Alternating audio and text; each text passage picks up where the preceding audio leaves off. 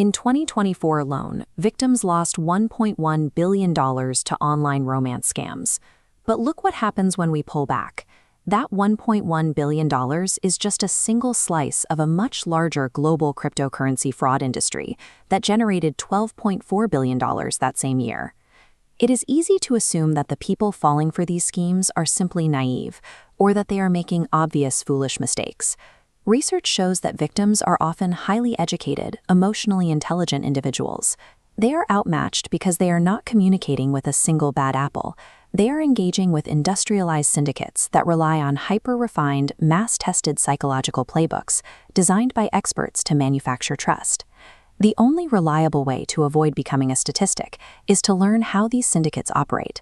Once you recognize the psychological script they use, the mechanism breaks. The operation always starts with first contact. Scammers send out thousands of seemingly accidental text messages, like, "Is this Lisa?" or use dating apps to deliver highly personalized flattery to bypass a target's initial skepticism. Within days, or even hours, the target is subjected to love bombing. The scammer overwhelms them with affection, compliments, and attention. Psychologists call the effect of this intermittent reinforcement, a cycle where unpredictable, intense emotional highs make the target crave the scammer's approval.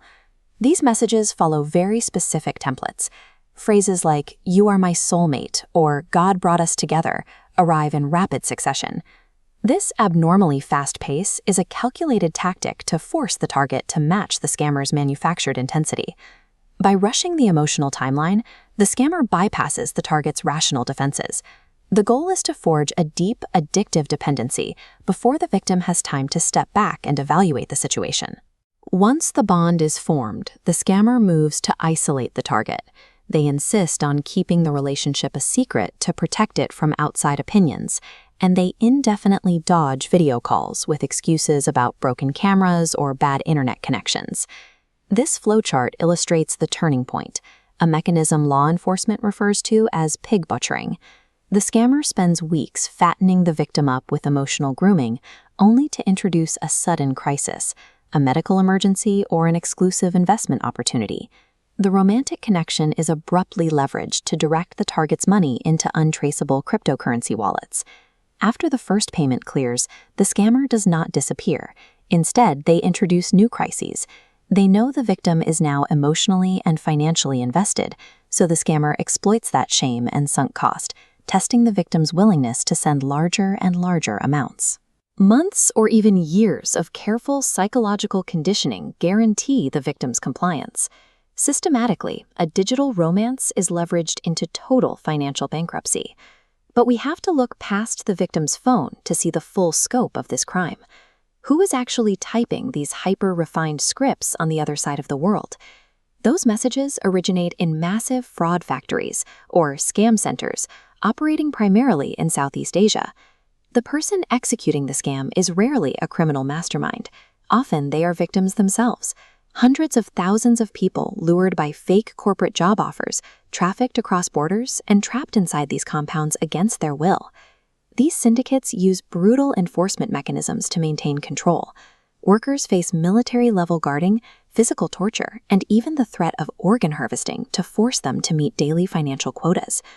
Modern romance scams represent a terrifying dual tragedy.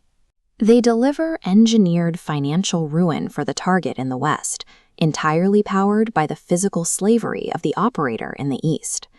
The syndicates rely on their targets remaining entirely in the dark. By knowing exactly how their script operates, you destroy its power. Your first defensive tactic is to watch for generic love-bombing phrases in the opening weeks of a conversation. If an online connection begs you to keep the relationship a secret from your friends or family, refuse. External perspectives break the scammer's isolation spell. Next, demand a live video chat early in the relationship. Treat any ongoing technical excuses, like a broken camera or work restrictions, as an immediate, non-negotiable red flag. You can also verify the person's identity using reverse image search tools.